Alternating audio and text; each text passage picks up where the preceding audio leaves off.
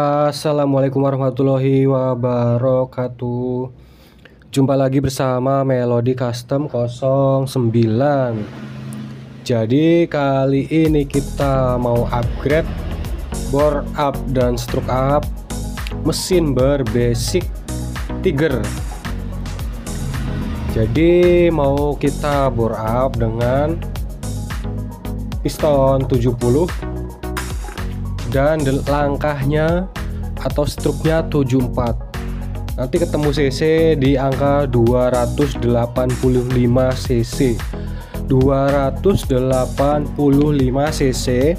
Cuma biayanya bisa hemat dan ini bisa untuk harian juga. Jadi part yang pertama yang kita pakai yaitu piston. Piston ini menggunakan milik Scorpio standar, mereknya pun NPP. Ini harganya di toko kisaran 170 sampai 200 ribuan. Jadi tergantung toko yang menjualnya. Dengan operasi standar ukuran 70 dengan pen piston 16. Jadi piston ini udah kita peringan atau beratnya udah kita pangkas. Teman-teman bisa lihat pistonnya udah kita modifikasi.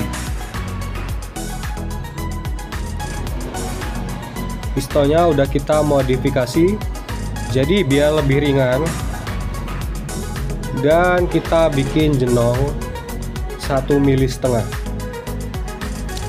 Top pistonnya kita papas 1,5 mili. Dan ini kita bikin dimpel-dimpel. Tujuannya untuk menyimpan oli. Jadi kenapa saya menggunakan piston Scorpio? Alasannya harga pistonnya dia murah. Terus yang kedua bahan pistonnya dia bagus. Walaupun ini tipe casting dia bagus. Titik pemuaiannya dia nggak terlalu besar. Jadi sebelumnya saya juga udah pernah pakai piston ini. Untuk harian dia awet dan tidak mudah ngejim atau overheat. Jadi dia nggak gampang memuai kalau casting ini. Jadi titik pemuaiannya masih standar. Jadi walaupun mesinnya panas, dia pistonnya nggak gampang macet. Terus yang kedua dia awet. Karena kalau standar pabrikan biasanya memang rata-rata lebih awet dibandingkan piston aftermarket. Hanya kita pakai piston murah. Yang penting tujuannya sama. Karena ini untuk harian, jadi tujuannya biar awet dan pastinya tenaganya oke.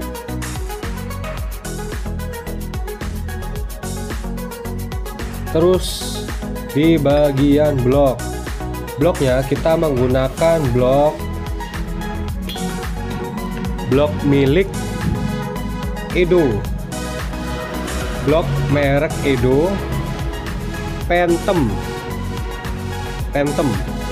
Teman-teman bisa lihat ini liner luarnya diameter 74. Terus udah kita quarter, diameter dalamnya 70 dengan finishing honingan amplas 1000. Jadi proses finishingnya mengkilap. Terus toleransi quarter dengan piston kita bikin 0,050.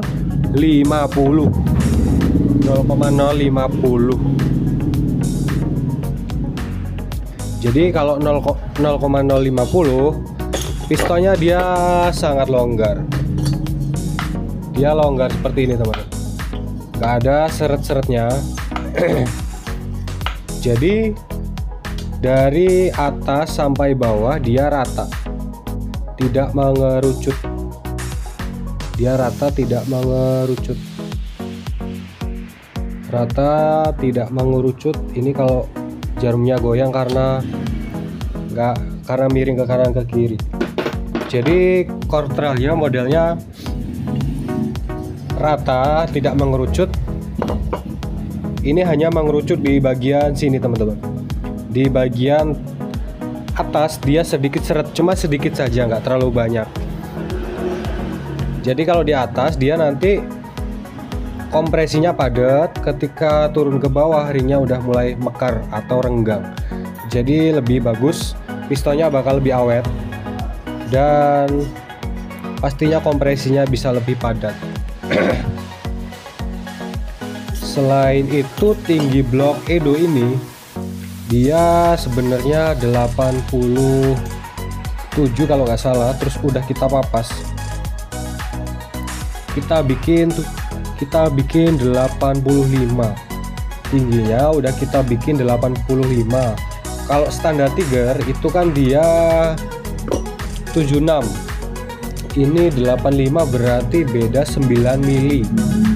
Beda 9 mili karena langkahnya 74 dan stang piston menggunakan Yamaha 125Z. Ini harus menggunakan blok yang tinggi. Kalau nggak tinggi pasti harus menggunakan ganjel kalau bloknya pakai Tiger. Jadi saya menggunakan blok Edo tujuannya biar nol packing. Terus biar rasio stangnya juga dia bagus. Rasio stangnya dia bagus. Kalau pakai stang RXZ itu kan panjang stangnya 105 kalau nggak salah. Jadi rasio stangnya terlalu kecil, makanya saya sedikit takut. Makanya ini menggunakan stang 125Z yang panjangnya 110. Big Pen-nya sama kayak RXZ atau Ninja. Terus kita juga udah bikin oil jet di sini.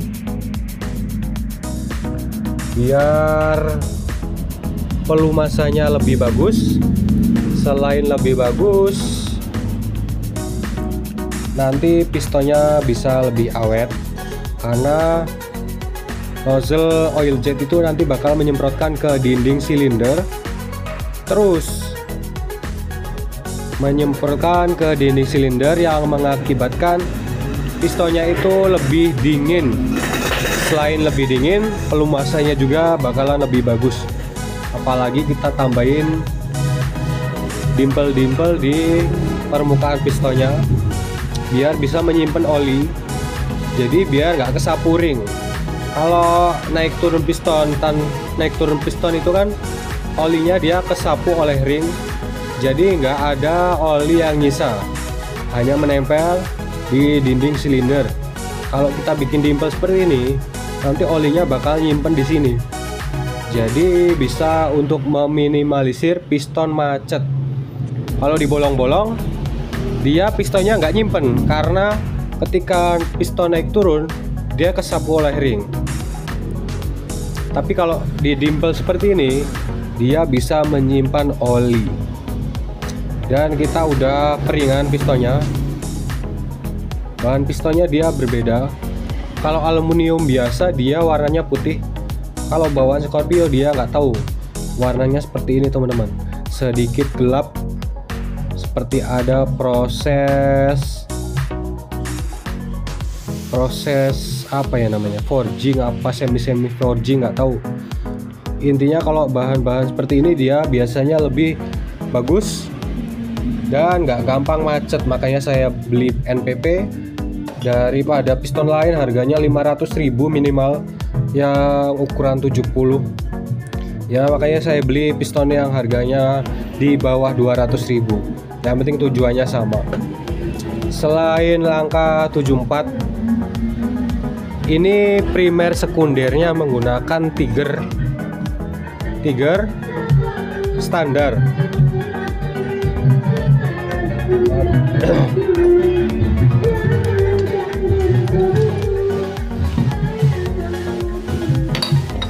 Dan koplingnya masih menggunakan standar 4 pair. cuma kita bubut kanan kiri 1 mili. Nanti bisa menggunakan kampas 6, jadi biar daya cengkamnya lebih baik, biar gak gampang slip, kita bubut 1 mili kanan dan kiri. Nanti bisa menggunakan kampas 6 original GL. Nanti pernya juga masih menggunakan tiger, jadi lebih empuk. Nggak usah khawatir kalau di lampu merah tangannya nggak bakalan pegel. Terus kalau menggunakan 6 per itu kan biasanya nggak nyaman kalau di lampu merah, motornya terasa gerdek atau seperti mau jalan, dia nggak nyaman, nggak bisa, koplingnya nggak bisa lembut ataupun smooth. Jadi kalau menggunakan per 4 ini dijamin lebih smooth kayak standarnya, jadi masih nyaman buat harian dan touring di lampu merah, nggak bakalan gerdek. Lanjut di bagian blok. Di bagian blok udah. Di bagian magnet ini standar. Nanti kita menggunakan magnet standar tanpa dibubut. Jadi biar beratnya masih dapet, karena kalau terlalu enteng nanti RPM atasnya atau tenaga atasnya dia loyo ataupun ngambang karena kekurangan torsi. Jadi emang kalau dibubut dia tenaga bawahnya oke, cuma nanti di putaran atas dia ngos-ngosan. Jadi seperti itu teman-teman. Balancer pada diesel. Jadi kalau berat, setaran awal emang dia terasa berat, cuma kalau dieselnya mesinnya udah muter, dia akan susah berhenti. Jadi bagus di RPM atas, cuma sedikit berat di RPM bawah. Jadi ada plus minusnya. Tapi kita menggunakan magnet standar. Terus di bagian head. Di bagian head ini kita menggunakan klep 34 dan 29. 34 dan 29. Ukuran portingnya ini 29,5. Dan X-nya ini kita menggunakan ukuran 28. Dan area seating bagian klep in ini 30.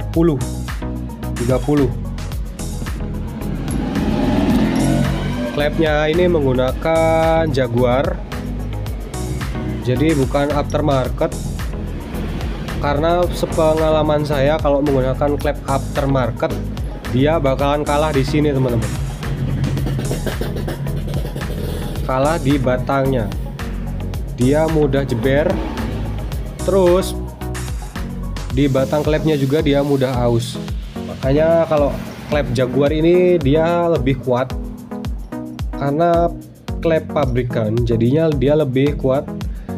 Dan klep X-nya dia nggak nempel dengan magnet, jadi nggak nempel dengan magnet. Tuh teman-teman bisa lihat, klepnya yang X nggak nempel dengan magnet. Kalau yang in dia nempel, kalau yang X dia nggak nempel. Jadi tujuannya klep X kenapa harus nggak nempel dengan magnet? Karena saat panas dia biar klepnya nggak lengket. Karena klep X itu dia lebih panas, makanya bahannya lebih spesial. Jadi tujuannya biar nggak lengket dengan bos klep yang mengakibatkan klepnya macet. Jadi seperti itu. Terus payungnya udah kita peringan dengan cara dibubut.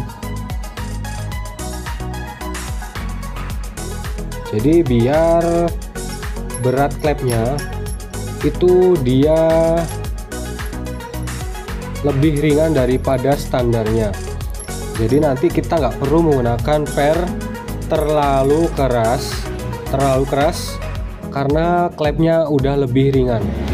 Tujuan per keras itu sebenarnya untuk mengembalikan posisi klep di posisi semula.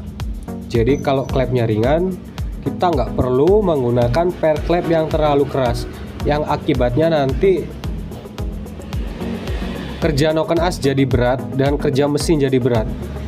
Karena untuk memutar gigi timing harus butuh tenaga atau butuh putaran yang lebih berat. Terus yang dalam kita menggunakan klep Satria FU. Jadi kenapa menggunakan per klep Satria FU? Karena ketahanannya lebih oke dibandingkan klep aftermarket itu kalau pendapat saya. Karena memang part-part pabrikan itu biasanya memang lebih mantap kalau buat harian. Karena memang selain ketahanan oke, per klep FU ini dia lebih keras, sedikit lebih keras dibandingkan dengan per klep standar Tiger. Jadi kurang lebih 30% lebih keras dan harganya juga lebih murah. Penampakannya seperti ini headnya. Sengaja kita nggak halusin biar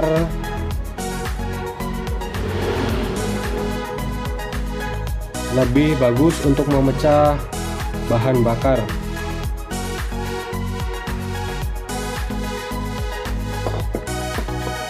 Jadi nanti target kompresinya ini kita bikin 12, karena nanti targetnya minumnya Pertamax ataupun Pertamax Turbo biar suaranya juga oke. Terus di bagian noken as, dan di bagian noken as kita menggunakan noken as dengan durasi 265 derajat. Nanti kita dial biar lebih akurat, nanti angkanya berapa biar ketahuan. Lanjut ke proses perakitan. Nanti teman-teman tonton terus videonya, nanti bakal saya tes sound di rangka motor ini. Nanti kita bakal rakit dulu, nanti bakalan kita tes sound dan running.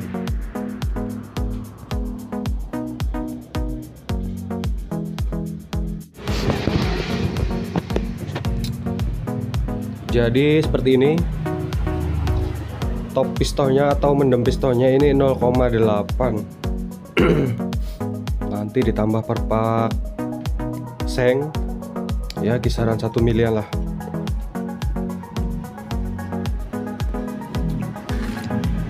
Per yang dalam ini menggunakan Satria FU.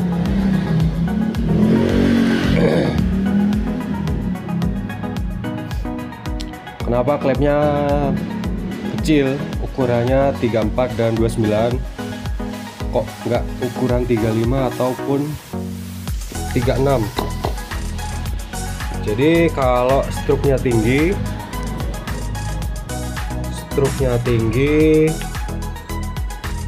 itu pastinya piston speednya juga tinggi.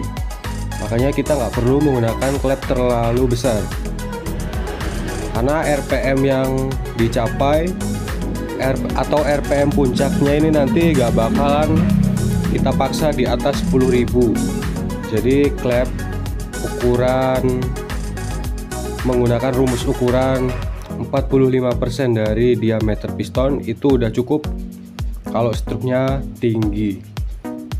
Jadi kita gak perlu menggunakan klep terlalu besar, karena kan mesinnya gak bakal kita geber di atas 10.000 RPM. Jadi klep ukuran segini ini udah mampu buat mengawal RPM sampai 10.000. Rantai ketlingnya ini menggunakan series teman-teman. Series ini tadi nyari yang paling pas. Jadi yang paling pas ini mata 102 molor. Jadi yang molor tadi pakai mata 104, dia terlalu panjang. Makanya ini pakai 102 yang molor. Ini lagi proses dial untuk mencari top center noken as yang paling ideal.